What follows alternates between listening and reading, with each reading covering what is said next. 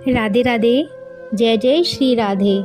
श्री राधिका का प्रेमो उन्माद भाग 10। नगर का परकोटा। प्रेम नगर में परकोटा बनाया गया जो सुरक्षा की दृष्टि से मुख्य था। वेद, इतिहास, पुराण, संहिता आदि स्वर्ण उत्तम शास्त्र के अक्षर, कठोर तर्क रूपी रत्न आदि द्वारा निर्मित उन सिद्धांतों के यंत्र अर्थात तोप आदि युद्ध के विशेष यंत्र समूह से युक्त विशाल कोट जो सुमेरु पर्वत के समान विशाल था, उस कोट परकोटा का नगर में निर्माण किया गया। ओहो, प्रेम नगर की सुरक्षा में वेद, शास्त्र, पुराण आदि को रखा गया है। पहले नगर बनाए जाते थे तो उसकी सुरक्षा का ध्यान रखा जाता था।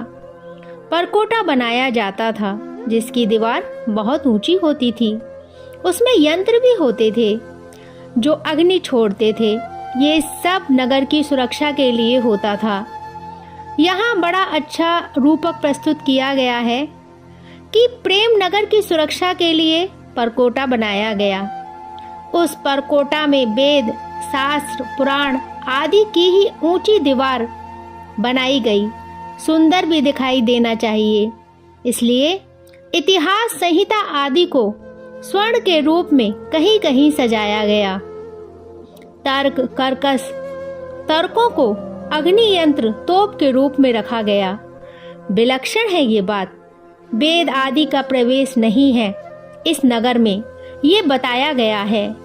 नगर के भीतर तो प्रेम का ही आधिपत्य है, किंतु इस अति कोमल, अति सरस प्रेम की सुरक्षा तो आवश्यक है ना।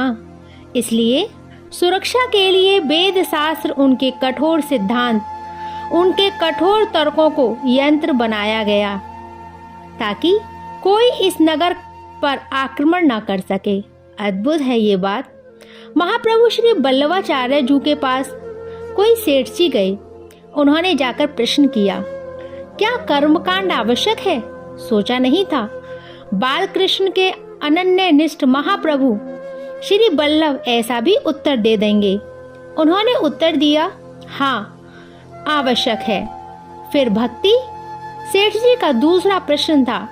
महाप्रभु श्री वल्लभ ने कहा, भक्ति अत्यंत कोमल है, उनकी सुरक्षा के लिए कर्मकांड आवश्यक है। कैसे? सेठ जी का फिर प्रश्न।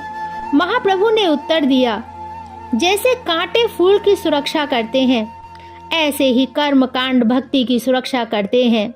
जैसे अगर वेद विरुद्ध आचरण तुम्हारा होगा तो भक्ति तुम्हारी मनमानी होगी, मनमानी होगी तो भक्ति स्वच्छंद हो जाएगी, और स्वच्छंद हो जाएगी तो जिसकी भक्ति हो रही है वो हट जाएगा और तुम्हारा अहंकार विराजमान हो जाएगा। इसलिए बाहरी आचरण तो तब तक आवश्यक है जब तक तुम देह के बंधन से बंधे हो।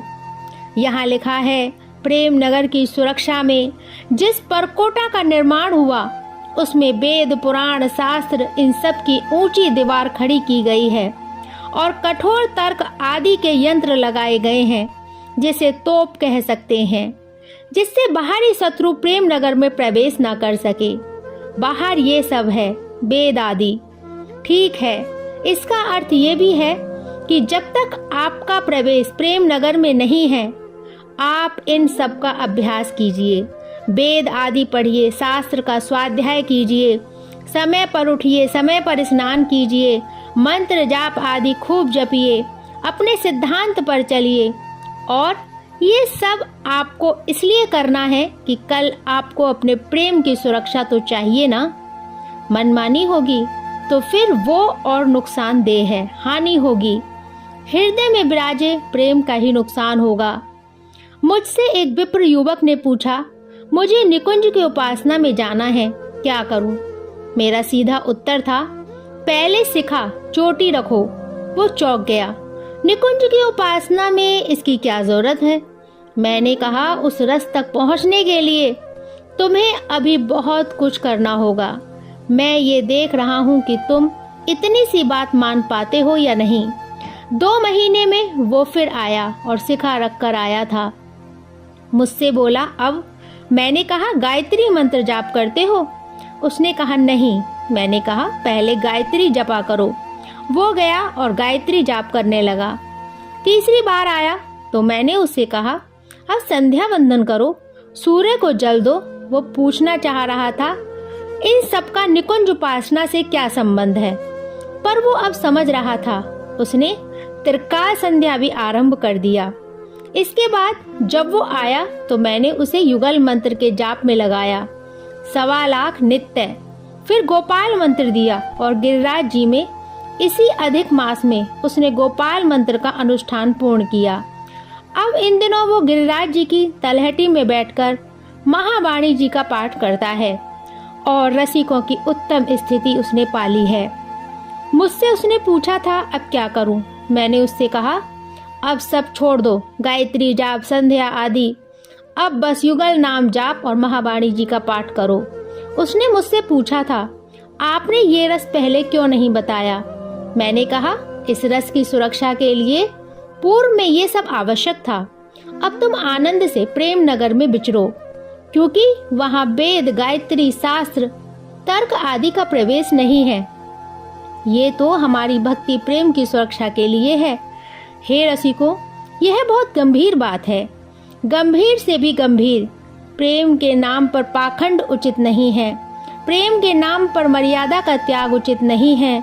हाँ, उस प्रेम नगर में पहुंचने के बाद ये सब स्वयं छूट जाएंगे अपने आप, आपको छोड़ना नहीं पड़ेगा। किंतु पूर्व में ही शास्त्र मर्यादा का त्याग उचित नहीं है। आपके हृदय में बसा प्रेम नगर उजड़ जाएगा, बाहरी शत्रु आक्रमण कर देंगे। सबसे बड़ा शत्रु तो सांसारिक अहंकार ही है ना, देह अभिमान ही है ना।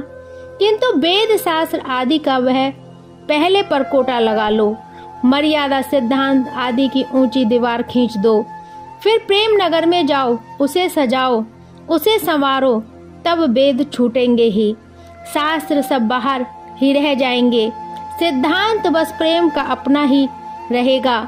किंतु पहले ये वैदिक सिद्धांत का परकोटा आवश्यक है, नहीं तो कभी भी प्रेम नगर में आक्रमण हो जाएगा, और आक्रमण होगा तुम्हारे प्रबल शत्रु सांसारिक अहंकार का। जय जय श्री राधे श्याम।